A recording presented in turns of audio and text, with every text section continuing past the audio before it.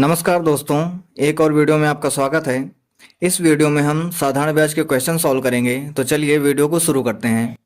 पहला क्वेश्चन लिखा हुआ है, राहुल ने किसी बैंक में 600 रुपये की धनराशि को जमा कराया जिस पर उसे 8% प्रतिवर्ष का साधारण ब्याज प्राप्त होता है। यदि राहुल ने 5 वर्षों तक बैंक में धनराशि को रखा तो उसे ब्याज के रूप में कितनी राशि प्राप्त होगी। सबसे पहले हम दी गई डिटेल्स को नोट कर लेते हैं। सबसे पहले दिया हुआ है 600 रुपये की धनराशि, तो ये क्या हो जाएगी, हमारा प्रिंसिपल अमाउंट यानी कि मूलधन हो जाएगा। कितना है, 600 रुपये। उसके बाद में दिया हुआ है दर कितना है, 8%। और लास्ट में दिया हुआ है टाइम, जो कि कितना है, 5 वर्ष के लिए। हमें बताना है क्या, सिंपल इंटरेस्ट यानी साधारण ब्याज। इसके लिए डायरेक्ट फार्मूला होता है सिंपल इंटरेस्ट का, PRT/100। PRT/100 ये इसका फार्मूला होता है। यहाँ पर हम वैल्यू पुट करेंगे। P की वैल्यू है 600, R की वैल्यू है 8%, T की वैल्यू है 5 वर्ष और डिवाइड करना है इसे 100 से।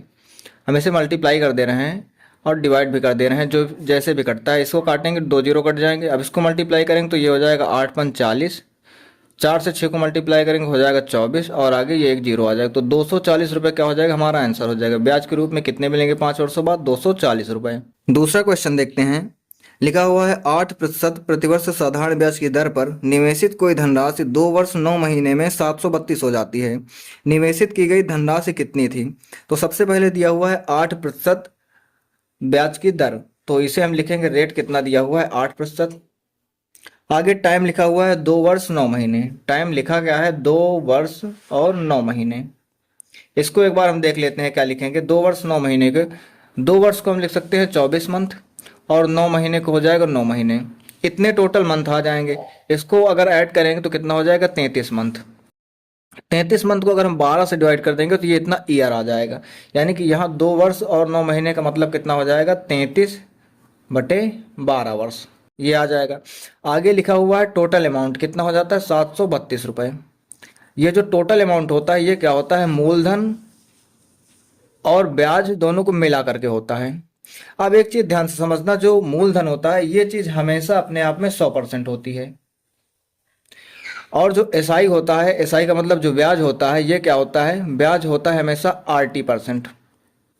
RT% होता है। तो हमें बताना क्या है, मूलधन बताना है। अब देखो, अगर हम RT% निकालते हैं, इन दोनों को मल्टीप्लाई कर लेंगे। यहाँ पर कितना हो जाएगा, 8 × 33/12। 4 से काटेंगे 2 बार में जाएगा, 4 से काटेंगे 3 बार में जाएगा, 3 से काटेंगे तो 11 बार में जाएगा। मल्टीप्लाई करेंगे कितना आ जाएगा, 22%। ये क्या आ गई, 22% आ गई एसआई की वैल्यू। यहाँ पर कितना है, 100%। तो दोनों मिलाकर यहाँ पर कितना हो जाएगा, P+SI है, ये है 100 और ये है 22। तो दोनों मिलाकर हो जाएगा 122%। यहाँ पर थोड़ा ध्यान से समझना, जो 732 है ये है 122% की वैल्यू। हमें क्या बताना है, हमें बताना है 100% की वैल्यू, क्योंकि क्वेश्चन में पूछा हुआ है कि मूलधन क्या होगा। तो हम 100 से मल्टीप्लाई कर देंगे। ये चीज़ समझना, जो चीज़ हमें पता होती है उससे हम डिवाइड करते हैं और जो हमें निकालना होता है उससे हम मल्टीप्लाई करते हैं।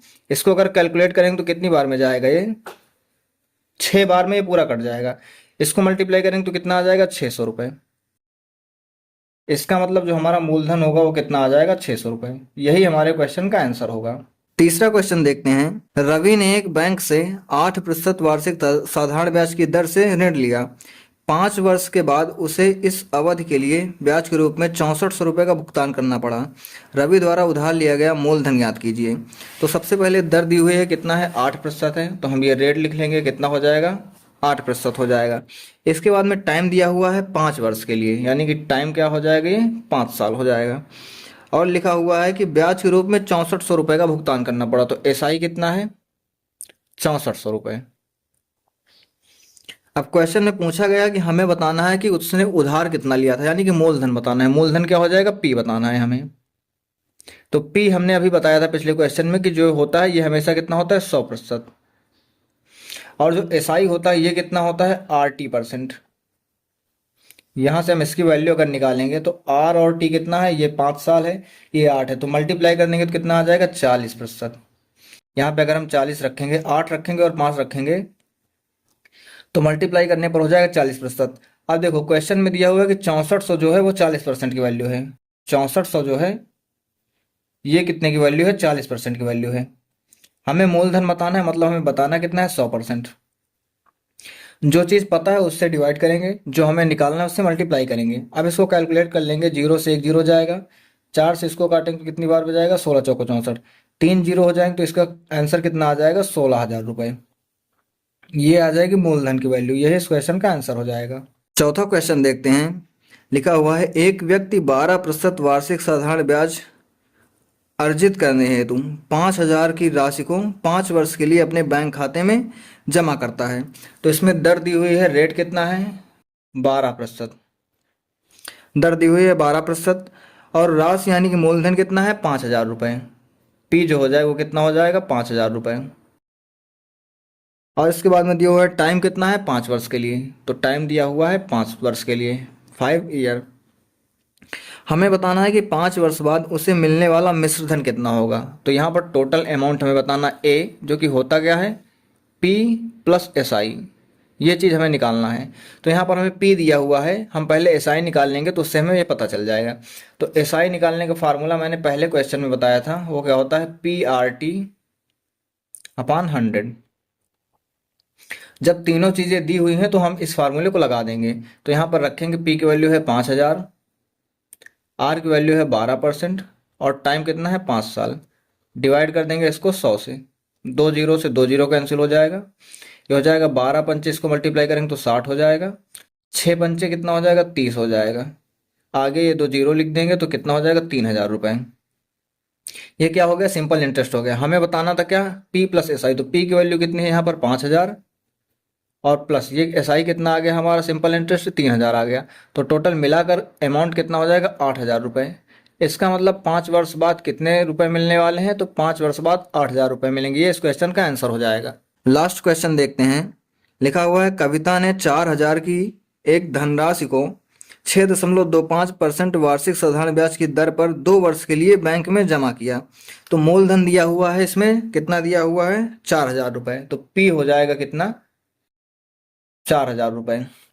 आगे लिखा हुआ है 6.25% वार्षिक साधारण ब्याज की दर, तो ये रेट हो जाएगा 6.25%।